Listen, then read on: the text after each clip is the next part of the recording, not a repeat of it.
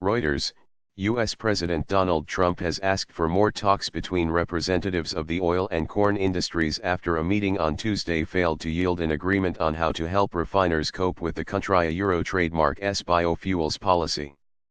Trump has called the talks between Big Corn and Big Oil amid rising concern in the White House over the U.S. Renewable Fuel Standard, RFS, a law requiring refiners to mix biofuels such as corn-based ethanol into their fuel. The decade-old policy was intended to help farmers and reduce U.S. petroleum imports but has increasingly divided farmers and energy companies, two of Trump's Euro trademark's most important constituencies. A refining company in the key electoral state of Pennsylvania last month blamed the RFS for its bankruptcy.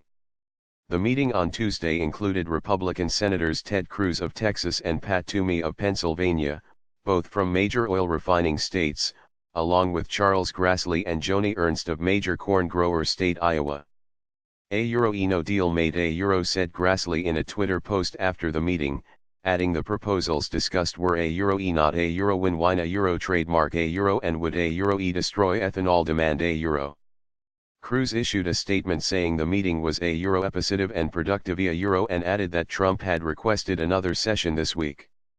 A Euro or after that meeting, I believe we are likely to arrive upon a win-win solution a Euro, Cruz said.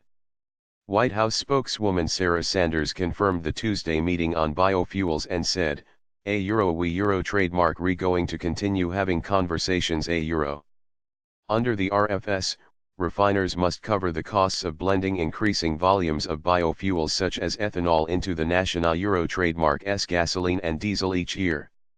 To prove compliance with the program, they have to acquire credits called RINs, either by earning them through blending or by buying them. As biofuels volume quotas have increased over the years, so have prices for the credits. That has been good news for companies that blend the fuels, but refiners that do not have blending facilities are facing rising costs. Oil refiner Philadelphia Energy Solutions Inc., PESCN, which employs more than 1,000 people in the Philadelphia area, filed for bankruptcy protection last month and blamed the regulation for its demise. Reuters reported that other factors may also have played a role in the bankruptcy, including the withdrawal of more than $590 million in dividend-style payments from the company by its investor owners. Sources told Reuters the Ps would have a representative at the next White House meeting, likely on Thursday.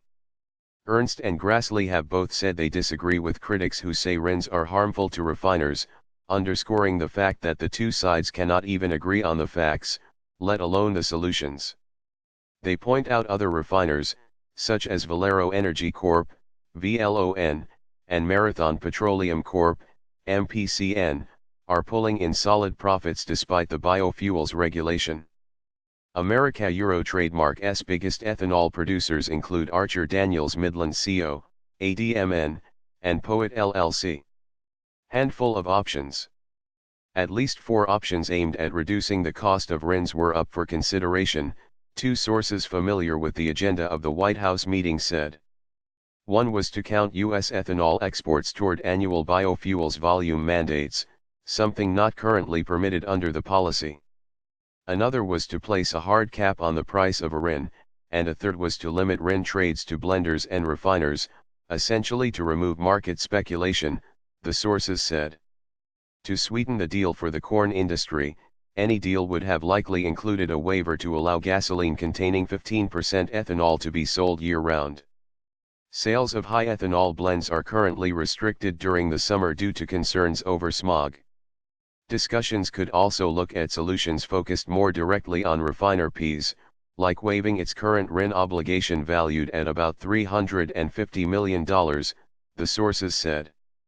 But such a move would likely draw a backlash from other refiners who have no hope of receiving such a waiver.